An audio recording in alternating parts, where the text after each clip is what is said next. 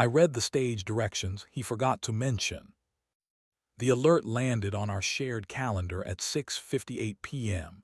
Post-show donor thing late. It slid into the square like a cue called by a smirking stage manager and then sat there, harmless as light. 2 minutes later, Jamie texted, "Don't wait up. Kiss." Not love, not even the lowercase kind he uses when he wants to make honesty look soft. A stage door photo followed, his grin slantwise and impossible to argue with, gold makeup dust still freckling his collarbone. I told the soup to behave and turned it off. The apartment did what apartments do when they sense a monologue coming. It invented a draft and called it weather. I pulled a sweater over the version of me that doesn't solve anything and sat with it for a full minute, counting the breaths the way you count cues you won't be asked to call. At 7:26, a message slid into my phone from a number not in my contacts, which somehow always knows my name. If he's at a donor thing, the donors learn to kiss backstage. Black door, far wing, follow the string of dead batteries.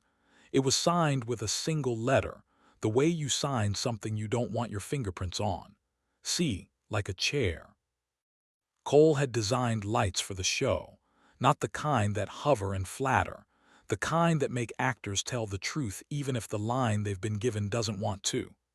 He makes his living pouring direction into color, and then claiming he didn't. We met the week Jamie booked the role, me, the boyfriend who brings sandwiches and an ability to laugh in the right places. Cole, the person who looks at your cheekbones and chooses a gel that suggests you might be a better liar than you are.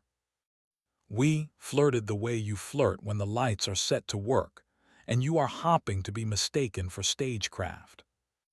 "Open the door," I typed. "Aren't you going to ask why?" he wrote back. "You're bored or generous or both. Which floor?" He sent a photo of the ghost light standing in the middle of a gulping stage, surrounded by ropes and the hiss of late air.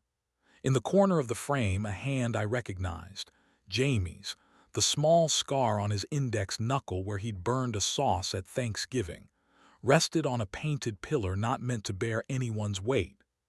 There was another hand just out of frame, a sliver of cuff, white, expensively innocent.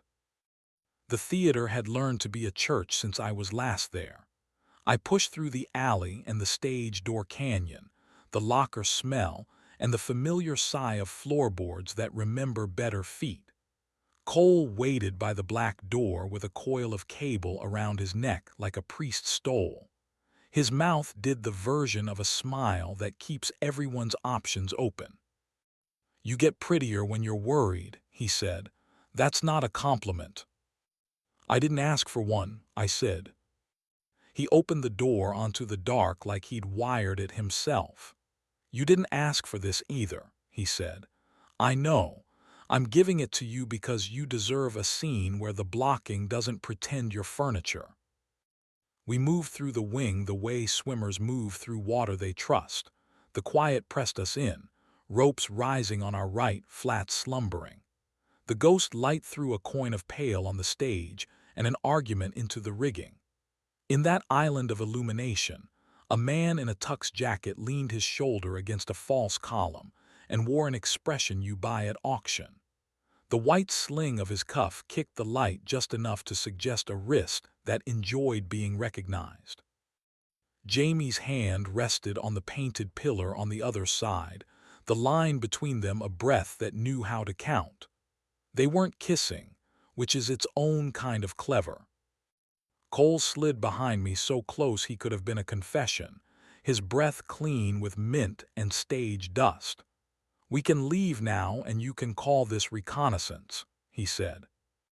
"Or," I said, though I'd already gathered the shape of the word he wanted me to hear.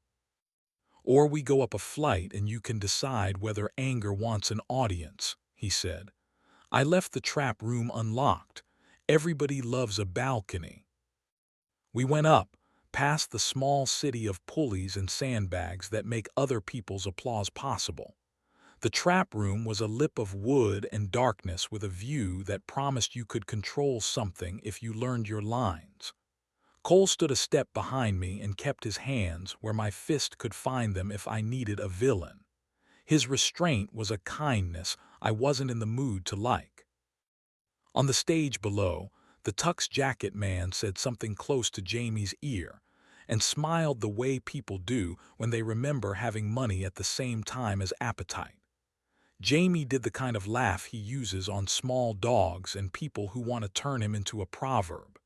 It was not my laugh. He reached up and smudged gold off his temple, nervous, or remembering he had worn someone else's face a moment ago. "You don't have to watch," Cole said. "I came to forget how not to," I said. "They don't kiss backstage," Cole said. "Not him. He's the kind that wants a door with a lock and a receipt to hold over the memory later." "Who is he?" "Adrian," he said, pronouncing the money. "New money pretending to be old. He likes to donate to theaters when he's between wives." "And Jamie?" "He likes to be chosen by a room no one told me belonged to you," Cole said. "He'll come home and lowercase love you and make it sound like a stage direction." The ghost light hummed an apology to anyone misusing it. On stage, Adrian's hand brushed Jamie's wrist, the smallest declaration possible with a skeleton in the audience. Jamie didn't jump, didn't lean, didn't do anything except not pull away. "Come here," Cole said, "and it's a testament to the stupid hunger I've been feeding for months that I did." He pressed his palm to my sternum as if checking whether a line had landed. His skin was warm, softer than his mouth had suggested it would be. "Why are you doing this?" I asked. "Because you flirt in good faith," he said, almost smiling. "Because you keep leaving the room just before the light gets interesting. Because I like the way your throat learns its lines and forgets them on cue." "Is this your exit audition?" I asked. "It's a balcony scene," he said. "The exits are all nouns without adjectives." He kissed me, careful at first, then with a steadiness that suggested competence before enthusiasm. He tasted like peppermint and the boring kind of gin, like someone who reads stage directions the way they were meant to be read. I let him because I had walked to this door and opened it, and because the part of me that keeps the rent paid was tired of being the comedy understudy. His hand cupped the back of my neck, claiming nothing beyond the inch of skin his palm warmed. The trap room woke a little, the rope smell turning into something greener, a breath that didn't mind being counted. Below, someone laughed, Jamie's laugh, less polite this time, which, I decided, was either good news or the end of my internship in denial. I pulled back before the useful sins and rested my head against the rail. Cole stood still, which is a kind of grace you can't pretend. "You'll hate yourself for kissing me in a minute," he said, not pleased, not sorry. "I did it because you asked like someone who listens," I said, "and because I wanted to know if my mouth could tell the truth without trying to save the play." "You're not terrible at this," he said, soft with respect he didn't leverage. On the stage, Adrian took something from his inside pocket and slid it into Jamie's. A key card, the size of a future meant for two. Jamie looked at it the way you look at a note you already know you'll answer like a fool. He touched it once and kept it. I did the opposite of what a better person would do. I went back down the stairs the way a line goes back into a mouth when the actor chooses a different ending. Cole followed without touching me. In the wing, the ghost light was an eye that refused to blink, which felt fair. Jamie heard us the way you hear your name without vowels. He turned. I saw the hinge of his jaw do the work of taking a decision and making it look like a thought. "Hey," he said, like the room had always had 3 people in it. "Tom, what did you?" "Your calendar invited me," I said. "It was very clear on the location." Adrian looked me over the way rich men look at uniforms in museums. "This your partner?" he asked Jamie, like he was checking a prop list. Jamie didn't answer fast enough to score points. Yes, he said, and the word chose not to bring any luggage. I'll see you upstairs, Adrian said to Jamie, handing me a phonetic spelling of disdain before strolling off stage like a performance review that thinks it's a poem. Someone texted me, I said the crisis smelled like cologne. Jamie stared at me in the exact center of the ghost light and smiled the smile that once made me believe I could walk across a room and arrive without retakes. You came, he said. I came to not be furniture, I said. I was going to tell you, he said. In the morning, I said, after the key lost its gloss. It's not what you think, he said, which is the line you say when what someone thinks would be too boring to forgive. Don't punish a seam for telling you the truth, Cole said softly from behind me, and Jamie flinched because he'd forgotten the lighting designer was also a man with a memory. Can I have you alone? Jamie asked me, please. Cole left without granting me courage or taking any away. The back wall did its trick of pretending to be a wall. Jamie came close enough to make my ribs remember why they existed. I wanted to be caught, he said. Not punished, not excused, caught, the same grammar, different breath. You and your conjugations, I said, because the joke was already the last thing we had in common for the next minute. He throws parties for people who want to be regular, Jamie said, nodding vaguely up. I went to see if I still know how to swallow without choking. I went to let someone look at me who doesn't want me to be interesting. Did he succeed? I asked.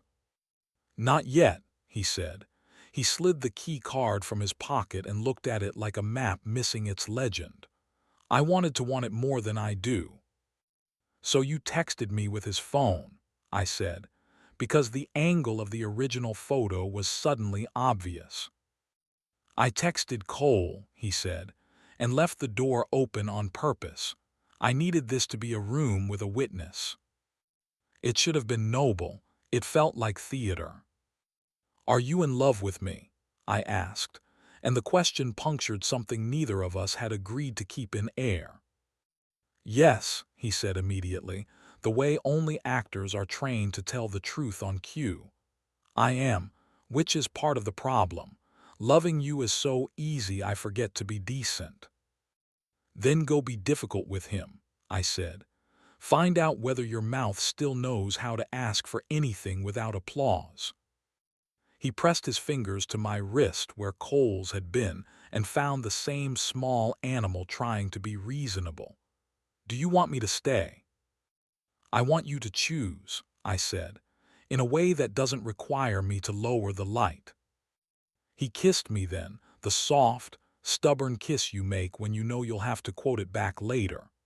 I kissed him, not because it forgave anything, but because I wanted the room to hear our consonants.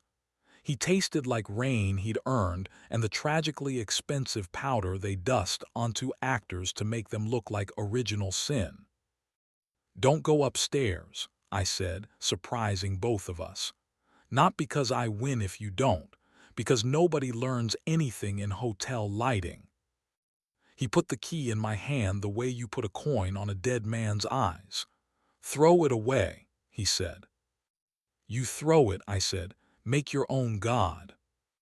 He took it back like a man making a plan and dropped it into a trash can so loudly it felt staged. Then he looked at me, the way dressers look at costumes they've patched 3 times and still trust to be seen from row Z. Come home with me, he said. Give me 15 minutes, I said. I have to learn how not to forget what you didn't do. Cole found me in the hallway just before the green exit sign. You didn't choose theater, he said. I'm tired of the balcony, I said. He put a hand to my cheek and didn't try to turn it. You're not terrible at telling the truth. You're very proud of your verb, I said, because I had decided to be kind to a man who had been kind in a way that suited his tools.